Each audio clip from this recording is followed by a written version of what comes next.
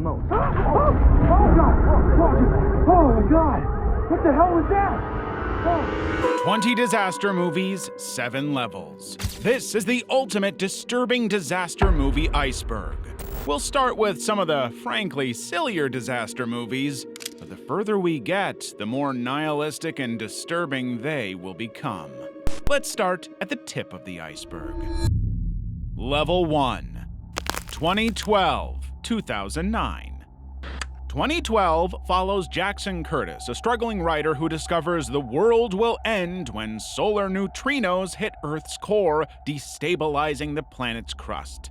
Scientists are well aware that a catastrophe is coming, but the governments decide to keep it a secret while building massive arcs in the Himalayas to save only the wealthy. Now, Jackson has to try and save his family as the planet literally tears itself apart. The centerpiece of this movie is undoubtedly the Los Angeles earthquake sequence. It starts with Jackson arriving at his family's home just as a 10.5 magnitude earthquake strikes. Suddenly, the ground rips open, tearing entire neighborhoods whole. The whole time, Jackson's family escapes in a limousine. Let's not even start on the wealth issue. But we can see LA just vanishing into these huge chasms forming behind the car. Palm trees, mailboxes, cars, entire city blocks. The whole thing just collapses into the earth like the planet is devouring itself. The highway system collapses in sections, creating an insane obstacle course. Obviously, this is a great action sequence to sell the movie on, but when you really think about what's going on, it's horrific. There are millions and millions of people in LA, and we're seeing them being decimated. There's no hope for any of these people. The film shows countless people running through streets as the ground opens beneath them. How could they ever hope to survive there? The destruction moves faster than any human can run, and the scale is so vast that traditional emergency response would be completely pointless. You just know that by the end of this disaster, Los Angeles will be completely wiped off the face of the planet. The movie might not be perfect, but it truly does show ordinary people facing impossible odds. In this situation, we would all be screwed, and the movie doesn't try to hide that. We see parents clutching their children as buildings collapse around them, or drivers abandoning their cars only to be swallowed by the fracturing pavement. This is a natural disaster, and Roland Emmerich's direction makes the randomness of survival really clear. Some people escape by pure chance, while others perish despite their best efforts. It's all entirely luck, but it's also a very grim reminder that we are screwed if this ever happens. Twister, 1996. The 1996 movie Twister follows a group of storm chasers led by meteorologist Joe Harding, racing across Oklahoma to deploy a revolutionary tornado research device called Dorothy. The film follows Joe and her estranged husband Bill as they pursue a series of increasingly violent tornadoes while competing against a rival team led by the corporate-funded Jonas Miller. But of course, what begins as a scientific mission evolves into a personal quest for Joe to understand the force that destroyed her family. Ah, Hollywood. The movie opens in 1969 with a scene that establishes just how formidable these storms are. Young Joe Harding wakes to thunderstorms and flashing lightning. Her father is busy monitoring the television weather reports announcing tornado warnings over Kingfisher County, and with an F5 tornado approaching, they have to get in the storm cellar, and fast. Joe's father attempts to hold the storm cellar door closed against winds exceeding 260 miles per hour, but he can't hold it. The force is too great, the door is giving way. Then, the tornado wins. Joe's father is ripped from the door and hurled into the vortex. The scene shows him disappearing into the swirling darkness above, with his young daughter watching him vanish into the unknown.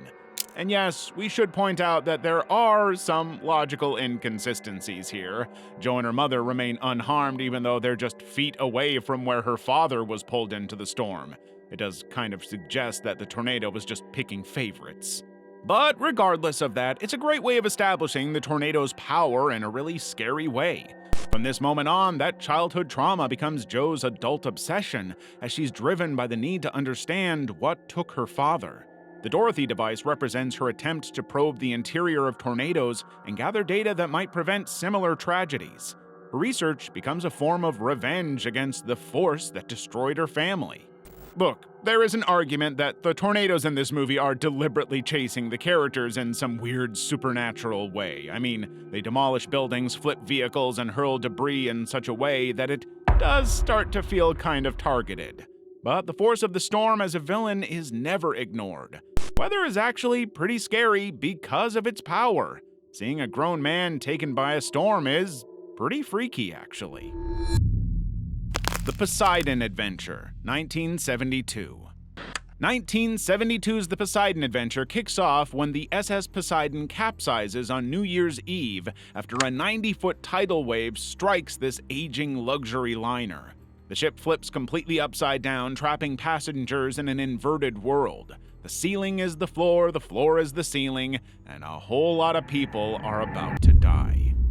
A small group of survivors follows Reverend Frank Scott, an unorthodox minister who believes their only chance of escape lies in climbing upward through the ship's hull to reach the thinnest part of the vessel, where rescue teams might cut them out.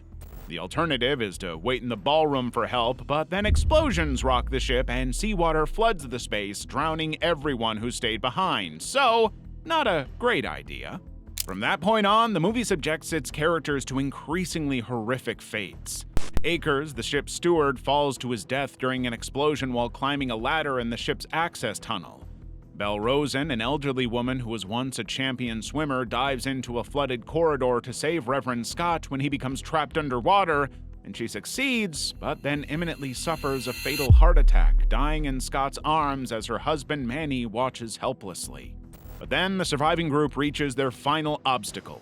A broken steam pipe blocks their path to the propeller shaft room, spewing scalding steam that makes their passage impossible. Scott, exhausted and enraged, loses his mind and starts railing against God, accusing him of putting them in this situation and not helping. We did it on our own, no help from you!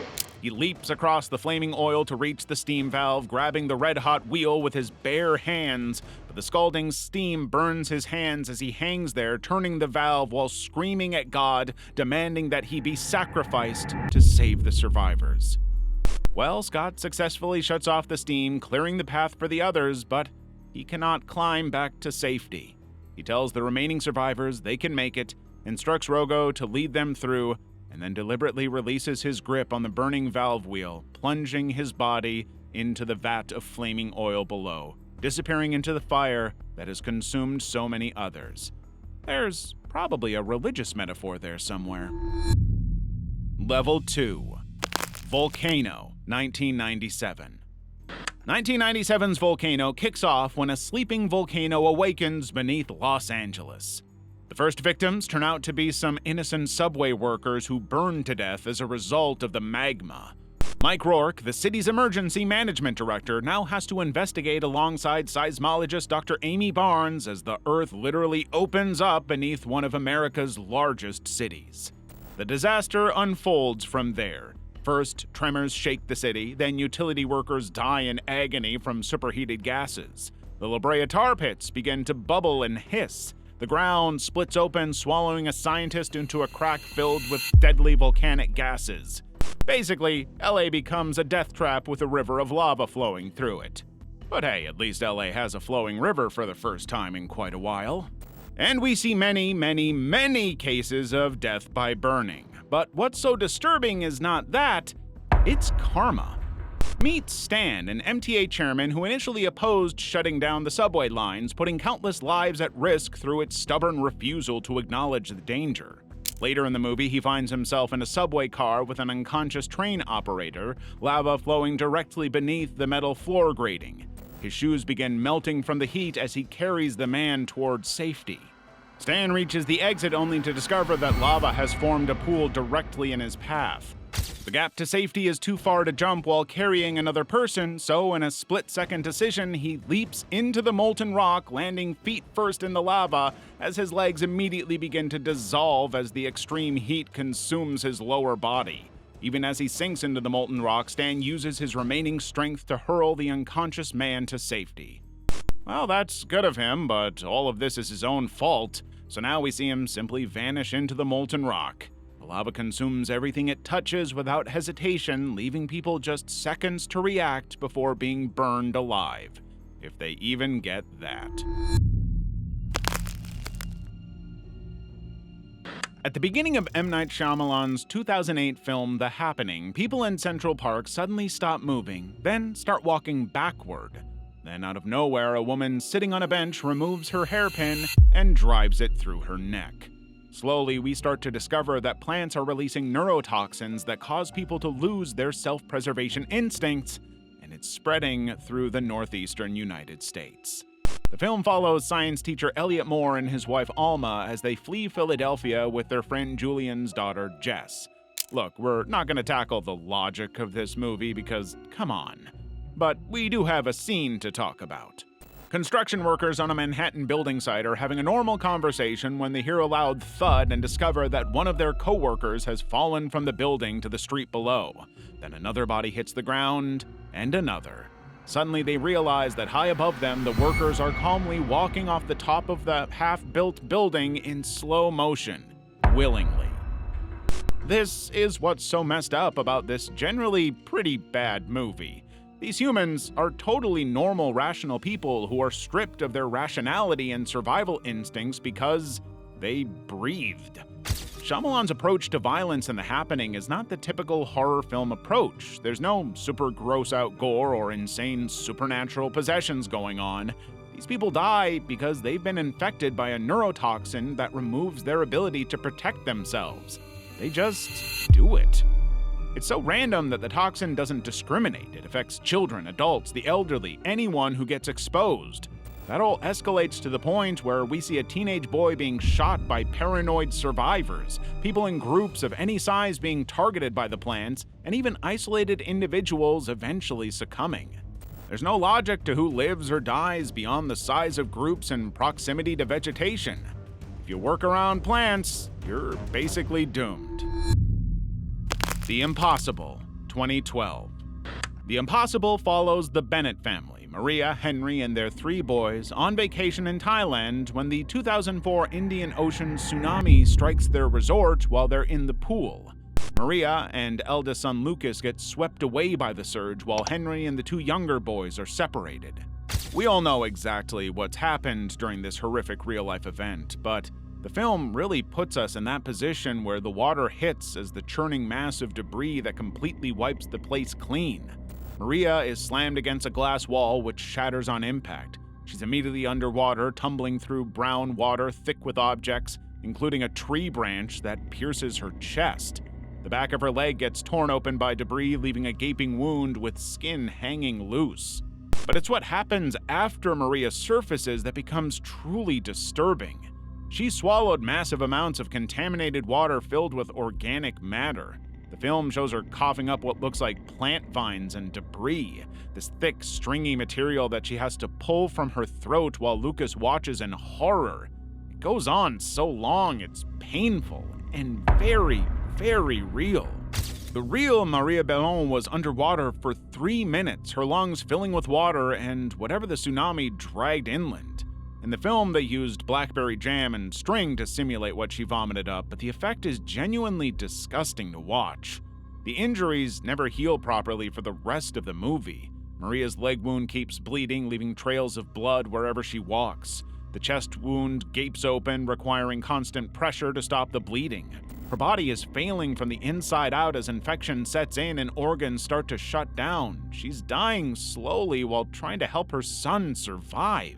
There are 1,000 reasons The Impossible is so disturbing and affecting, but the fact that it really happened just like this is arguably the most uncomfortable and unsettling of them all. A real woman suffered through this devastation in this way, and now we're right there by her side. Thankfully, it's much more pleasant by our side while we're going through these movies, so why not hit that subscribe button so you'll always catch our latest icebergs. Level 3. Cloverfield, 2008. A Department of Defense evidence tape stamped Cloverfield was supposedly found in what used to be Central Park. That's the setup anyway. Suddenly, we're rolling into Rob Hawking's farewell party in Lower Manhattan as friends rehearse toasts. HUD is on camera. Beth's already gone after a quick argument. Just your typical Manhattan night out. But then the apartment jerks like the city has been hit by an earthquake. The windows shiver and sirens rise. Then the severed head of the Statue of Liberty barrels along the asphalt. This is not an earthquake. It's something much, much bigger and much, much more horrifying. Realizing that Beth is trapped uptown and needs help, the friends push toward Midtown even as the monster's tail shears the Brooklyn Bridge, snapping cables and hurling pedestrians into the river. As gunfire unfolds, they duck into a subway station to avoid the bullets. In that dark tunnel, HUD flips the camera to night vision and reveals scores of crab-like parasites clinging to the ceilings, twitching legs inches above their heads. And then they drop. It's a masterful scene, but you could almost miss the moment that Marlena is bitten by one of them. Inside an emergency field hospital strung together with plastic sheets, Marlena's skin turns ashen. Realizing that she's been bitten, the medics and soldiers rush her behind a curtain, and we only see this silhouette that grows and grows until... pop! Only boots remain where her middle once was. Now that's a lot worse than your typical monster movie, right? Rob keeps going after that until the group reaches Beth's collapsed high-rise. He ties bed sheets into a makeshift harness, drags her off the rebar, and races for evacuation. From the helicopter, they watch as military artillery slams into the creature, but they can't seem to kill it. In the final moments of the tape, we see HUD falling victim to the monster. So I guess we get a happy ending too. Honestly, Cloverfield's release was a masterpiece of marketing, but what stays with viewers is the relentless proximity to the characters, to the monsters, everything. It's one of the few found footage movies to feel genuinely real, especially when it all goes to hell. Children of Men, 2006. 27 years in the future, no child has been born in 18 years. The world has collapsed into violence and despair, with Britain surviving as the last functioning nation, transformed into a police state where refugees are hunted, caged, and executed. The youngest person alive dies at 18, stabbed in Buenos Aires for refusing to give an autograph. This is the world of Children of Men, a movie that strips away hope and reveals something far more disturbing than any natural disaster: humanity's capacity for cruelty. The story follows Theo Farron, a former activist turned cynical bureaucrat who gets swept into escorting a young refugee named Key to safety. But Key is pregnant, the first woman to conceive in nearly 2 decades. And unfortunately, various factions just see her unborn child as a tool rather than a life. The rebel fishes plan to use her baby as a political symbol. The government would likely exploit the child for propaganda. Even those claiming to help her see her as a vessel for humanity's future rather than a frightened young woman. In this world, the ordinary people are the evil ones. The film is exploring how society treat their most vulnerable members. We see refugees herded into buses like cattle, their faces smeared with ash and blood. They wear torn, blood-stained clothing that tells the story of their journey before arriving at Britain's borders. They are mirrors of real-world brutality against immigrants. The journey to Bexhill refugee camp exposes the worst of humanity. Through bus windows, we see people caged, stripped naked, and lined up for execution. Guards torturing them with dogs. The camp itself resembles a concentration camp, complete with mass graves and open-air funeral pyres where bodies are burned. The message refugees hear upon entering reads, "Do not support terrorism, we are here to help you." That is, of course, a perfect example of how authoritarian regimes disguise violence as protection and political enemies as the problem. But now Theo and Key must navigate the camp during a violent uprising. As they move through the war zone, soldiers and refugees engage in brutal combat while buildings crumble around them. The camera follows them through these violent hallways, blood splattering on the camera lens. This was an accident during filming that Caron kept, but it's honestly genius. It forces us to see the violence through a literally blood-stained perspective. Children of Men succeeds because it recognizes that the greatest disasters are often man-made. The film doesn't need earthquakes or alien invasions to create horror. It just has to show what happens when fear overcomes compassion and when survival instinct destroys moral reasoning. Snowpiercer, 2013. Snowpiercer begins 17 years after a climate engineering experiment went catastrophically wrong, freezing Earth solid and wiping out nearly all life.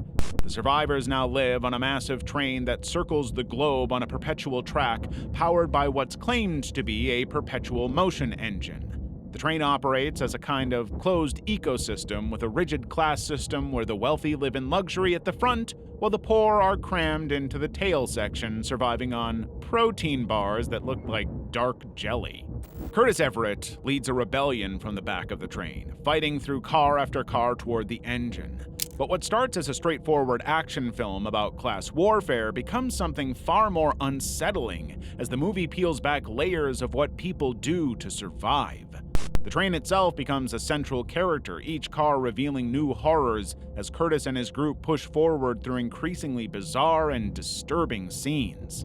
Eventually, Curtis breaks down and confesses what happened in those first desperate months after boarding the train. Protein bars weren't always available. Before Wilford's soldiers brought that sustenance, 1,000 people were trapped in the tail section with no food, no water. After a month, they had no choice. They began eating the weak. Curtis reveals he knows what human flesh tastes like, and that babies taste the best. You know what I hate about myself? I know what people taste like. I know that babies taste best. It's not a comfortable admission. He tells the story of a woman hiding with her baby when men with knives came for them. They killed the woman and were about to take the baby when an old man stepped forward and asked for the knife. Everyone thought he would end the baby's life himself, but instead, he cut off his own arm and offered it to the hungry crowd, saying, "Eat this if you're so hungry. Eat this, just leave the baby." That single gesture stopped the violence. Other people in the tail section began cutting off their own limbs to feed the starving. They embraced kindness and generosity, equality. That baby was Edgar, Curtis's young companion throughout the film. Curtis was one of the men with the knife ready to consume the infant, and the old man was Gilliam, who became Curtis's mentor. Curtis carried the weight of knowing he'd killed Edgar's mother and nearly eaten Edgar himself. The protein bars arrived a month later, but by then, the psychological damage was complete. Curtis had tasted human flesh and learned to hate himself for it. Now he was just trying to make up for his sins. It doesn't get much more disturbing than that, right? Crawl, 2019. The 2019 film Crawl traps a father and daughter in the worst possible scenario. 2 words: gator basement. Haley, a competitive swimmer, drives into a Category 5 hurricane to check on her estranged father, Dave. When she arrives, she finds him bleeding and unconscious in the crawl space beneath their Florida home, mauled by alligators that have invaded through flood drains. The rising hurricane waters trap them in this claustrophobic basement with multiple 6-meter gators. The movie takes full advantage of this confined space, turning it into a death trap where every movement matters. The alligators hunt their prey with calculated patience, using the murky floodwater as perfect camouflage. There are times in the movie where you can't even see them under the water. But the gators aren't the scariest part of Crawl. At a certain point, 3 looters arrive outside the flooded house. Through a small opening, Dave and Haley watch these opportunists wade through the street, loading stolen goods into their boat. Then the water erupts. The first looter vanishes without warning, pulled under by something unseen. The second scrambles toward the store, screaming for help when an alligator explodes from the depths and slams him against the window with enough force to crack the glass. The third looter doesn't even get close to safety as multiple alligators converge on him simultaneously, tearing him apart limb by limb. It's enough to make Dave and Haley realize that rescue isn't coming anytime soon. They're in trouble. The scene works because it shows how quickly order collapses in these situations. These robbers weren't helpless victims, of course. They thought they understood the situation. But this wasn't their world. The alligators had complete dominance over this flooded world, turning humans into prey with casual efficiency. The father and daughter quickly realize they're watching their own fate if they try to escape. Crawl strips away every advantage humans typically have over predators. No weapons, no escape routes, no help coming. Just two injured people sharing a shrinking space with perfect killing machines that have turned their neighborhood into a hunting ground. The movie understands that true terror comes from being completely outmatched, but putting them in an underwater basement with gators doesn't hurt. Level 4.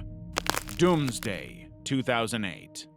Neil Marshall's 2008 post-apocalyptic thriller Doomsday centers on the deadly Reaper virus, an epidemic that devastates Scotland, forcing the UK government to quarantine the entire country behind a 30-foot wall.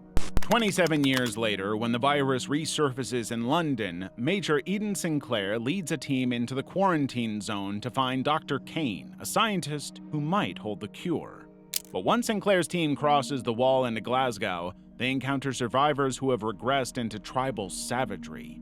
The film divides these survivors into two distinct groups: medieval knights under the tyrannical Dr. Kane, and punk rock led by the psychotic Soul. Soul's gang represents the film's most disturbing element. This gang has transformed human consumption into grotesque theater. Soul performs as a deranged master of ceremonies, delivering speeches to his followers while scantily clad women dance around him. His declaration to the crowd captures the twisted logic of his domain. Whoever breaches their city will be caught, cooked, and eaten. Of course, Sinclair's team gets captured by Soul's cannibals, with Dr. Talbot, one of the team's medical officers, becoming the centerpiece of their ritualistic feast. Talbot, bloodied from a beating, gets strapped to a metal frame and wheeled into an arena filled with cheering spectators. He's lowered over a pit, which ignites beneath him, charring his face as his screams echo through the Colosseum. Once he's dead, the killers begin cutting pieces from his burned body, starting with his head, passing the cooked flesh among themselves. At one point, a killer slides a plate of human meat toward the imprisoned Sinclair with a casual offer, "If you're hungry, why not try a piece of your friend?" If you're hungry, why not try a piece of your friend? It's so over-the-top and dramatic that it's hard not to be freaked out by it. The cheering and applause transforms the act into entertainment, not the horror that it really is. The movie layers graphic imagery throughout: decapitations, bodies crushed by vehicles, and victims of the Reaper virus whose skin bubbles and melts as they vomit blood. The whole point is that we have to confront what is happening with no way out. The world has become corrupted not just by the virus, but by its own sick, sinister urges. Miracle Mile, 1988. When Miracle Mile begins, Harry Washello misses his date with Julie Peters because his alarm clock fails. He arrives at the diner hours late, tries to call her from a payphone, and when it rings back, he answers. But the voice on the other end isn't Julie. It's a hysterical soldier at a missile base telling him nuclear war will begin in 70 minutes.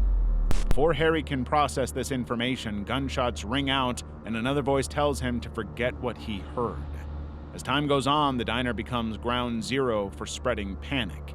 Harry makes the mistake of telling the other diners, and a businesswoman named Londa confirms through her Washington contacts that politicians are fleeing to the southern hemisphere.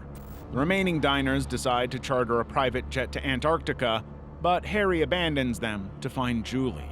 What follows is not the typical disaster movie buildup.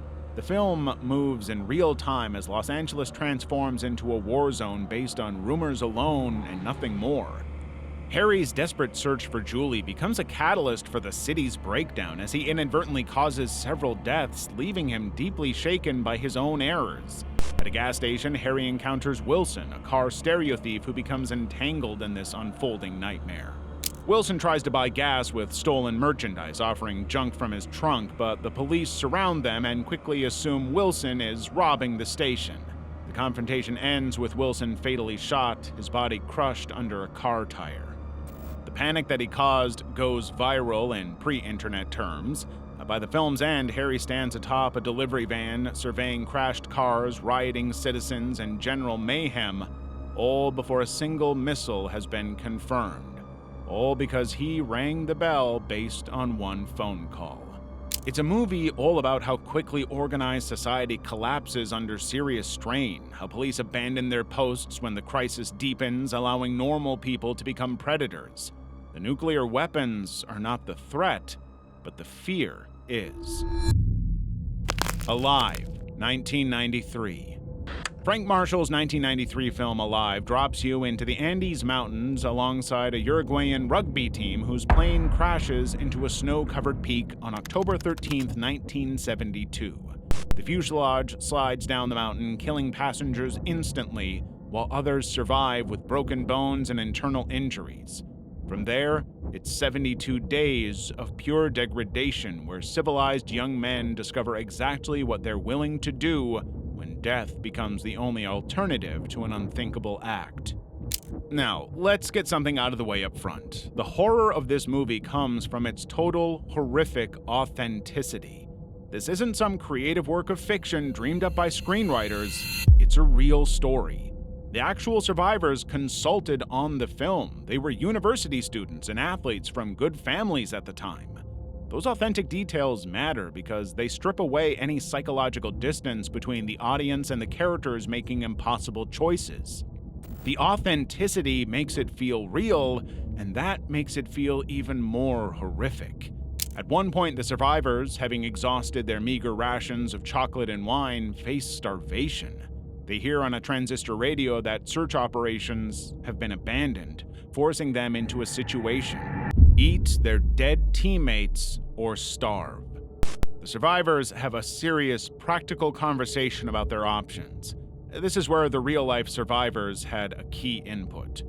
Roberto Canessa later wrote about how they made the first incision 9 days after the crash and laid thin strips of frozen flesh aside on a piece of sheet metal. The film recreates that, showing survivors cutting through clothes first, then flesh, treating human bodies like the food source they've become. The meat doesn't look particularly different from any other protein, which is the kind of mundane quality that makes it more disturbing than any gore could. It's a relatable dilemma that shows us just how quickly taboos crumble when survival instincts take over. How this moral revulsion becomes routine within days. 8 more people die in an avalanche, providing fresh sustenance. Gradually, the survivors develop a system, a queue for portions. It becomes so ordinary that these young men adapt to their new reality without losing their humanity entirely, making the somehow more unsettling than if they'd transformed into monsters. They remain reasonable as people making rational decisions under impossible circumstances. They formed a little society around eating one another. Level 5. The Last Survivors, 2014. In the drought-scorched valleys of Oregon, where rain hasn't fallen for a decade, 17-year-old Kendall lives with the dying Dean in the ruins of what was once the Wallace Farm for wayward youth. The landscape has become a graveyard of dried wells and abandoned homes, and Carson, a warlord who claims ownership of the remaining aquifer beneath the valley, hunts down anyone who refuses to join his compound or vacate their land. Hence the title, The Last Survivors.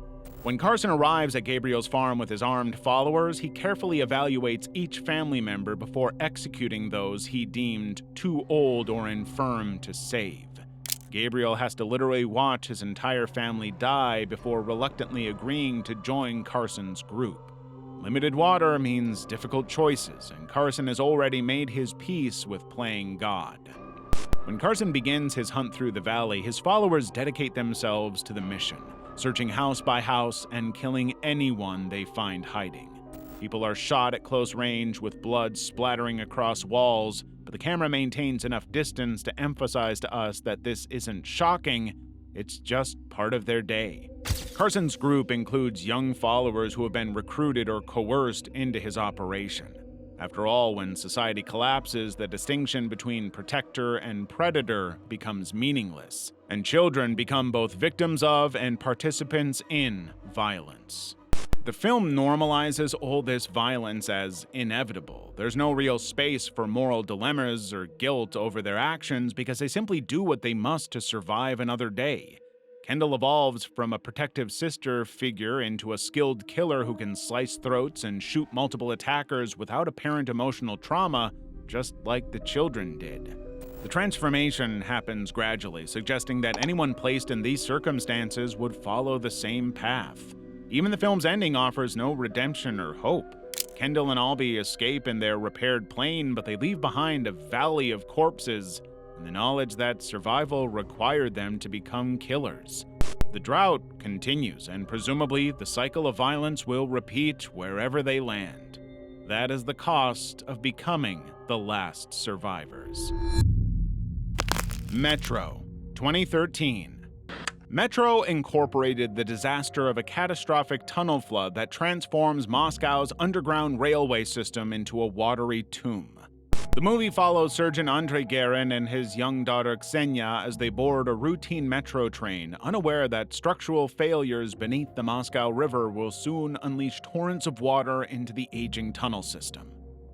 When the tunnel ceiling gives way, the train derails violently, crushing passengers against windows and metal, sending bodies flying through carriages as water begins its relentless intrusion.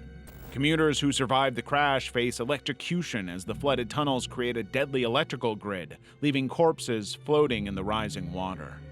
These ordinary people are trapped in an inescapable underground nightmare. The water is the enemy, but it cannot be beaten. Characters know this, which is how the movie manages to strip away heroic pretense.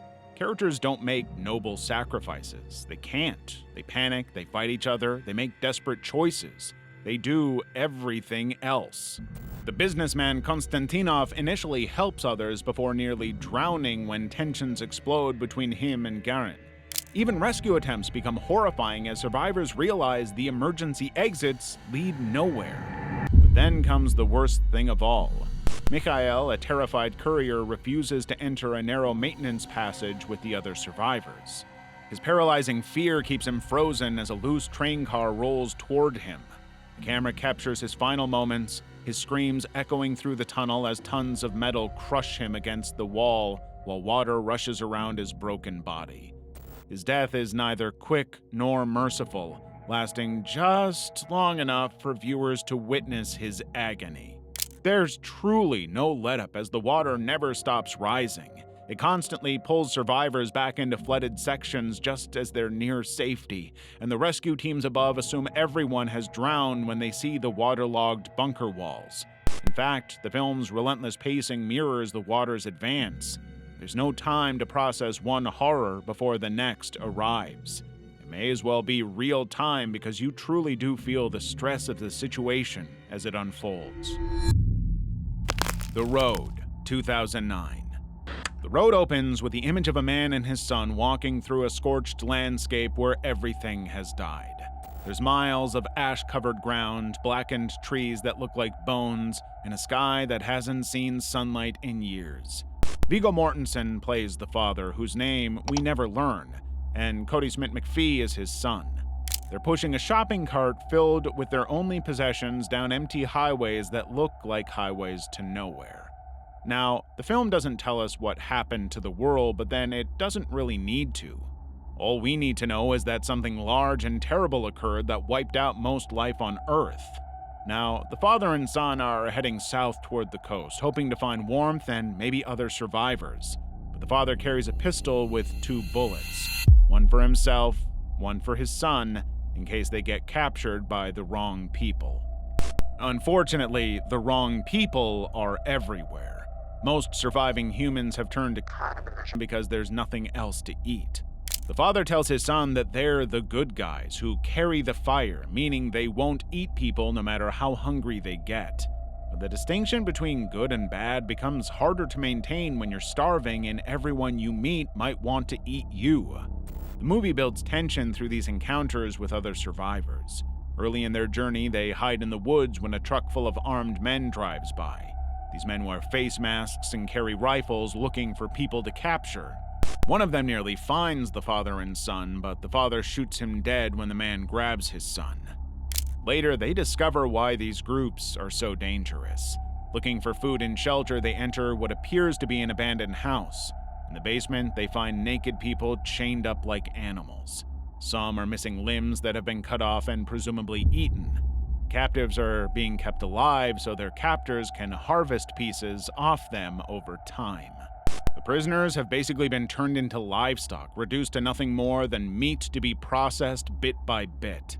The scene shows how completely humanity has degraded. The captives look at the father and son with desperate hope, but there's nothing anyone can do to help them. Believe it or not, director John Hillcoat cut several scenes from the book that would have been even more disturbing. What remains is maybe more unsettling because it focuses on the psychological impact rather than graphic violence. The road doesn't offer easy answers of hope. When the father dies near the end, his son is found by another family who claims to be good guys too. But we don't know if they really are or if they'll survive any longer than anyone else. In a world where civilization has completely broken down, the difference between good and evil becomes a luxury that few can afford. Level 6. Aftershock, 2012.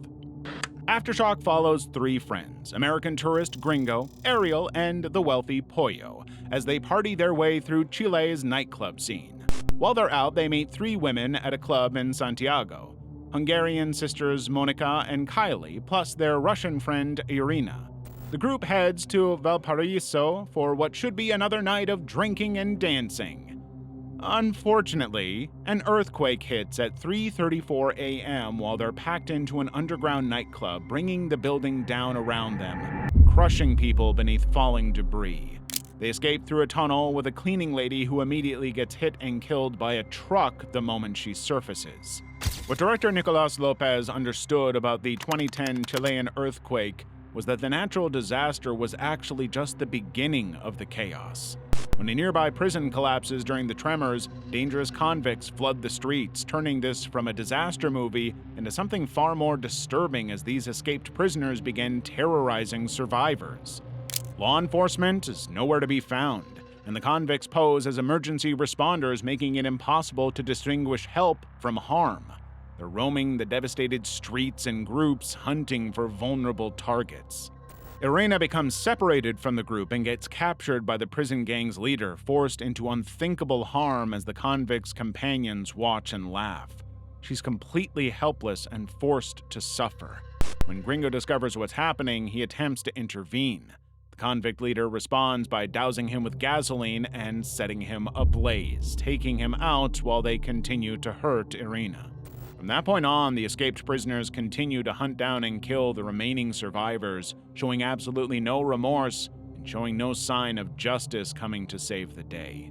The natural disaster basically just creates the condition for far worse human-inflicted horrors. The escaped convicts aren't interested in stealing or fighting. They want to harm and destroy everything they encounter. Nature will do what it will do, but humans are the real monsters. Level 7. Pandora, 2016. The 2016 South Korean disaster film Pandora follows the catastrophic events in a small town when an earthquake damages the aging Hanbyo nuclear power plant. The film centers on Jae-hyo, a plant worker who has already lost his father and brother to previous accidents at the same facility. When the earthquake strikes, the reactor overheats and the aging safety systems fail. As expected, the government's response is chaotic and incompetent, with officials debating whether to evacuate residents while the situation deteriorates rapidly. Before they can make the decision, the reactor building explodes, killing most workers and triggering a nuclear meltdown. The film shows the immediate aftermath as radiation spreads through the town and residents begin falling ill from exposure. The Korean Center for Disease Control quarantines the surviving townspeople in an evacuation center, but what happens next reveals the true horror of institutional abandonment. When evidence emerges that the reactor has exploded, the KCDC jams internet signals and locks the evacuees inside the evacuation center. The medical staff, except for one junior nurse, abandons the town entirely. Now, the trapped residents are left to die slowly from radiation exposure with no proper ventilation, food, or water. The radiation poisoning begins gradually, poisoning people from within. Panic spreads as people realize they're not being rescued, they're being abandoned. Gradually, everyone starts to realize that the officials are prioritizing containing information over saving lives. They treat the townspeople as expendable collateral damage, not human beings, not residents. The evacuation center is a prison for the undesirable people they don't want to deal with. Those who seemed healthy hours earlier begin collapsing as the radiation destroys their internal organs. The film doesn't shy away from showing their physical deterioration either. The psychological horror matches the physical as people realize they've been deliberately left to die. All of the vomiting and bleeding gets worse and worse until Yeonju and some residents eventually break out and commandeer buses to escape. But many don't survive. Sadly, what makes the movie so terrifying is that the film's portrayal of government negligence is not exactly unrealistic. Institutional failure is so common around the world that this could, conceivably, happen just like this. Hell, 2011. The sun has become humanity's greatest enemy. That is basically the premise of Tim Fehlbaum's 2011 film, Hell. In this world, solar flares have pushed Earth's temperature up by 10 degrees Celsius, turning once green landscapes into scorched wastelands. Water is scarce, food is non-existent, and the remaining survivors must wrap themselves in layers of clothing just to venture outside during daylight hours. Marie travels with her younger sister Leonie and boyfriend Philip through the barren German countryside, their car windows covered with newspaper and metal mesh to shield them from the sun's deadly rays. They're heading for the mountains, chasing rumors of water. But along the way, they encounter Tom, a mechanic who joins their desperate journey. The group scavenges abandoned gas stations and wrecked vehicles, always alert for hostile survivors who might take what little they have. That, of course, leads to the threat of cannibalism. The group happens to fall into a trap set by a farming family who have transformed their property into a human slaughterhouse, and Marie and Leonie are the latest targets. The family doesn't see them as people anymore. They're simply another source of protein in a world where traditional food sources have vanished. To execute Philippe, the family uses a captive bolt pistol, the same tool typically reserved for cattle in slaughterhouses. He's no longer a human. There's no ceremony, no emotion, and Marie and Leonie are forced to witness this preparation, watching as someone they care about is reduced to a pile of meat. In a way, the family isn't even considered evil. They're not monsters, they're people who have just adapted to their new reality in a way others could never achieve. They found a way to survive, and in their minds, that justifies everything they do. Hell forces viewers to confront uncomfortable questions about human nature and survival.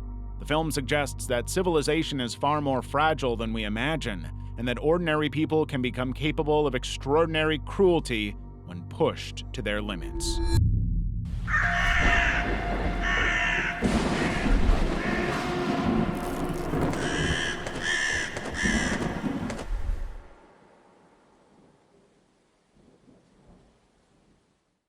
If you're still in the mood for another movie Ice Cronenberg, why not check out this video on the most disturbing body horror movies?